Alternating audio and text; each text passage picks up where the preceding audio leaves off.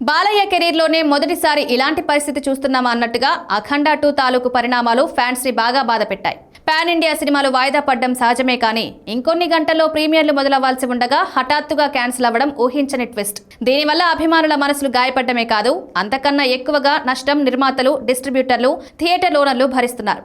ఎట్టకేలకు సానుకూల ఫలితం వచ్చే దిశగా చర్చలు ఫలప్రదమయ్యాయనే సమాచారం నిన్న రాత్రి వచ్చింది. కానీ అసలైన ఛాలెంజ్, సవాళ్లు అఖండ 2కు ఇంకా ముందున్నాయి.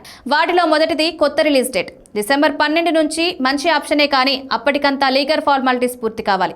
మంగళవారం లేదా బుధవారానికి అవ్వొచ్చని అంటున్నారు, కానీ నిర్ధారణగా చెప్పడం లేదు. డిసెంబర్ 19 లేదా 25 చూద్దామంటే అవతార్ ఫైర్ అండ్ యాష్ ఉన్న నేపథ్యంలో ఓవర్సీస్ లో మంచి రిలీజ్ దక్కడం చాలా కష్టం.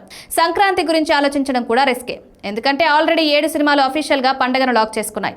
కనీసం 2 తప్పుకుంటే తప్ప అఖండ 2కి సరైన స్పేస్ దొరకదు. అది కూడా అంత ఈజీ కాదు. ఈ క్యాలిక్యులేషన్స్ మధ్య సమయం గడిచిపోతుంది. వీటికి తోడు ఆల్రెడీ జరిగిన థియేటర్ బిజినెస్ అగ్రిమెంట్లను మళ్ళీ రివైజ్ చేసుకోవాల్సి ఉంటుంది. రేట్లు పెంచడం, తగ్గించడం లాంటివి జరగొచ్చు. ఇప్పుడు ఈ పోస్ట్ పోన్ ప్రభావం ఓపెనింగ్స్ మీద ఎంత ఉంటుందనే దాని మీద ఎగ్జిబిటర్లు రకరకాల విశ్లేషణలో ఉన్నారు.